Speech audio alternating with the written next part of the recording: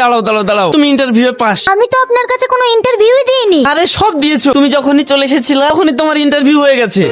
কিন্তু interview pass হলে আপনি তো আমাকে চাকরি দেবেন না। চাকরি দেবো দেবো, তার আগে তোমার অভিশাপটা তুলে নাও। সত্যি? আমি যদি আমার অভিশাপ তুলে নিই তাহলে আপনি আমাকে কাজ দেবেন? হ্যাঁ হ্যাঁ সত্যি, কিন্তু তাড়াতাড়ি আগে অভিশাপটা তুলে নাও তো। ঠিক আছে, আমি আমার অভিশাপ তুলে নিলাম। ঠিক আছে, আমি তোমাকে কাজ দিয়ে দিলাম, তুমি কাল থেকেই জয়েন করো। ঠিক আছে, তাহলে আমি এখন আসি।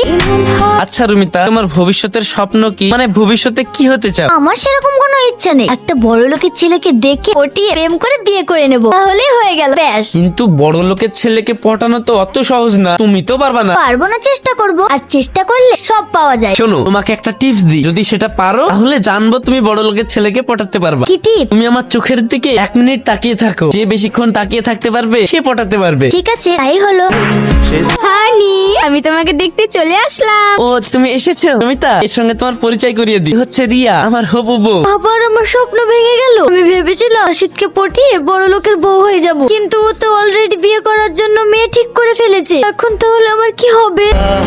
স্যার ওয়েলকাম আমাদের রেস্টুরেন্টে, আপনাকে স্বাগত। আসুন আসুন, বসুন বসুন। স্যার বলুন আপনার জন্য কি নিয়ে আসবো? স্যার বলুন আপনার জন্য কি নিয়ে আসবো? স্যার কি নিয়ে আসবো বলুন। ও হ্যাঁ, আপনি ভালোবেসে যা নিয়ে আসবেন নিয়ে আসুন, আমি তাই খেয়ে নিবো। মানে আপনি এসব কি বলছেন? আগে আপনি খাবার অর্ডার দিন, তারপর তো আমি নিয়ে আসবো। আহা, এটা দেখছি একবারেই কিছু বোঝে না। আমাকে তো বললাম আমার যা মন তাই নিয়ে আসো। তুমি যদি আমার জন্য ভালোবেসে ভীষণ আসো, আমি তাও খেয়ে নিবো। আপনি যান যান, আজকে রেস্টুরেন্ট বন্ধ। বন্ধ মানে? এর তো খোলা। খোলা থাকলেও আজকে আমাদের কোন রকম রান্না হয়নি। স্যার আপনি মিথ্যে কথা বলছেন কেন? আজকে আমাদের রেস্টুরেন্টে কত কিছু রান্না হয়েছে। স্যার আপনি বলুন আপনার কি লাগবে।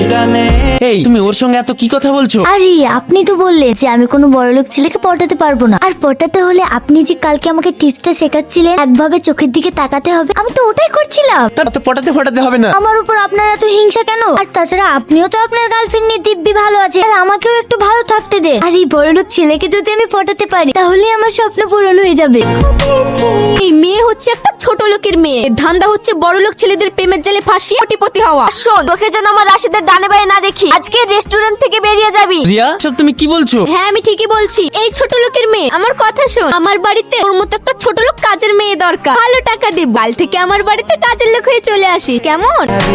রুমিতা, আরে রুমিতা থামো, আমি আমার কথাটা তো শোনো। কি কথা শুনবো? আপনার হবু বউ মেহবুবের সামনে আমাকে কত অপমান করলো। ঠিকই তো করেছে। আপনিও এরকম বলছেন? ঠিক আছে যান, আমিও আপনার সঙ্গে কথা বলবো না। আরে আরে আমার কথাটা শোনো, তুমি তো বড় লোক ছেলেকে বিয়ে করতে চাও, কিন্তু সব বড় লোক ছেলেকে পাত্তা দিতে গেলে হবে? আরে আমি তো সবাইকে পাত্তা দিতে চাই না, আর যাকে পাত্তা দিতে চায় সে আবার আমার দিকে ফিরেই তাকায় না। তাহলে আমি কি করব বলুন? আমাকে তো একটা বড় লোক ছেলে দেখে বিয়ে করতে হবে, তাহলে আমি কি করব বলুন? আর শুনুন না, মেহবুব এত বড় লোক হয়ে আমাকে ঘুরতে নিয়ে যাব বলছে, আর আমার মনে হয় আজকেও আমাকে প্রপোজ করবে। না না, মেয়ে বিবের সঙ্গে ঘুরতে যাওয়ার দরকার না, আমিও তো বড় লোক, তুমি আমার সঙ্গে ঘুরতে চলো। সত্যি আপনি ঘুরতে নিয়ে যাবেন? ঠিক আছে, আপনি যখন ঘুরতে নিয়ে যাবেন বলছেন তাহলে চলো, কিন্তু আমরা কোথায় যাব? চলো আমরা তোমাদের বাড়ি থেকে ঘুরে আসি।